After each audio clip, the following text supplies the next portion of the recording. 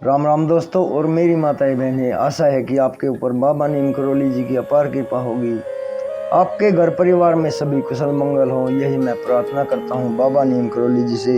यही मेरी अर्जी है, मेरे बाबा सबके कष्ट हरो, सबके कष्ट हरो।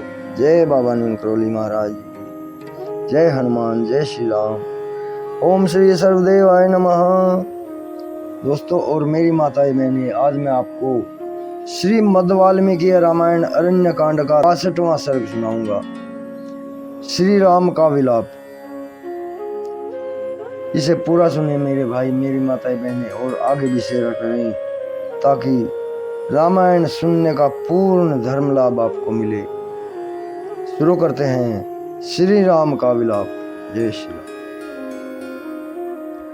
सीता को ना देखकर शोक से व्याकुलचित हुए धर्मात्मा महाबाहु कमल नयन श्री राम विलाप करने लगे। रघुनाथ जी सीता के प्रति अधिक प्रेम के कारण उनके वियोग में कष्ट पा रहे थे।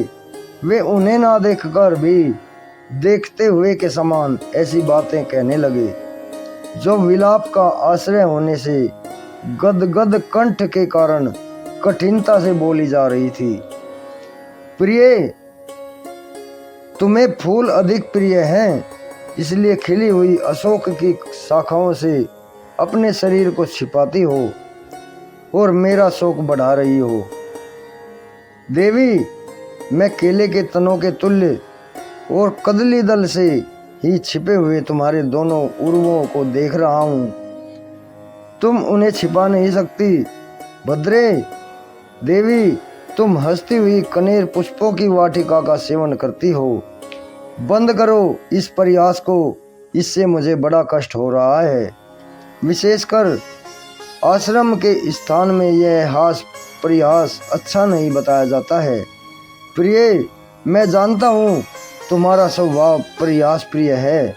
विशालोचने, आओ, तुम्हारी यह प्रशाला सुनी है।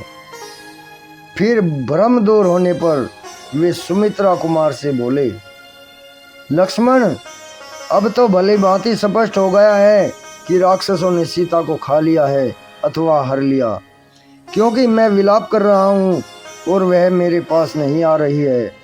लक्ष्मण, ये जो मृग समूह, ये भी अपने नेत्रों में आंसू भरकर मानो मुझसे यही कह रहे हैं कि देवी सीता को निशाचर खा गई। हाँ मेरी आर्य, तुम कहाँ चली गई? हाँ साध्वी, हाँ वरवरणी, तुम कहाँ गई हो? हाँ देवी, आज केकई सफल मनोरथ हो गई। सीता के साथ अयोध्या से निकला था। यदि सीता के बिना वहां जाऊंगा तो अपने सोने अंतपुर में कैसे प्रवेश करूंगा? सारा संसार मुझे पराक्रमहीन और निर्दय कहेगा। सीता के अपहरण से मेरी कायरता ही प्रकाश में आएगी।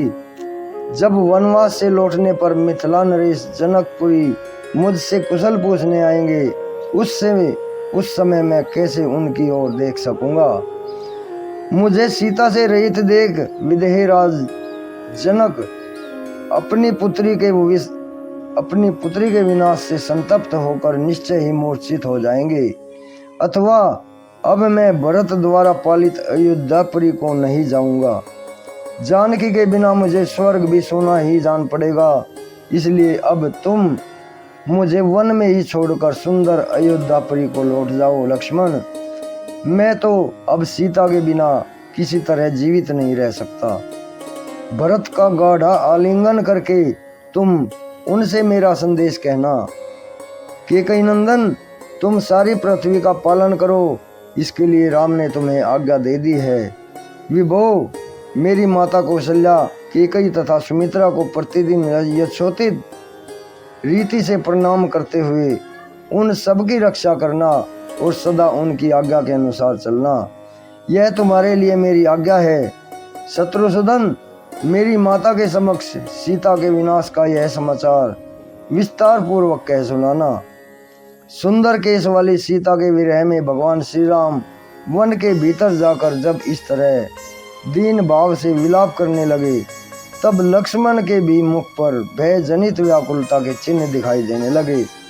उनका मन व्यथित हो उठा और वे अत्यंत घबरा गए। इस प्रकार श्री वाल्मीकि निर्मित आस रामायण आदि काव्य के अरण्य कांड में 62वां सर्ग पूर्ण हुआ। जय श्री राम। प्रभु राखो शरण। दोस्तों और मेरी माताएं बहनें, ये श्रीमद् वाल्मीकि रामायण अरण्य कांड का 62वां सर्ग पूर्ण हुआ है। कल मैं आपको इसका 63वां सर्ग सुनाऊंगा और इस पाठ का भी नाम है श्री राम का विलाप। अभी आज्ञा लेता हूँ। भगवान श्री राम जी, हनुमान जी, बाबा नीम करोली जी आपके ऊपर सदैव कृपा दृष्टि बनाए रखे, यही मेरी आराधना, यही मेरी प्रार्थना।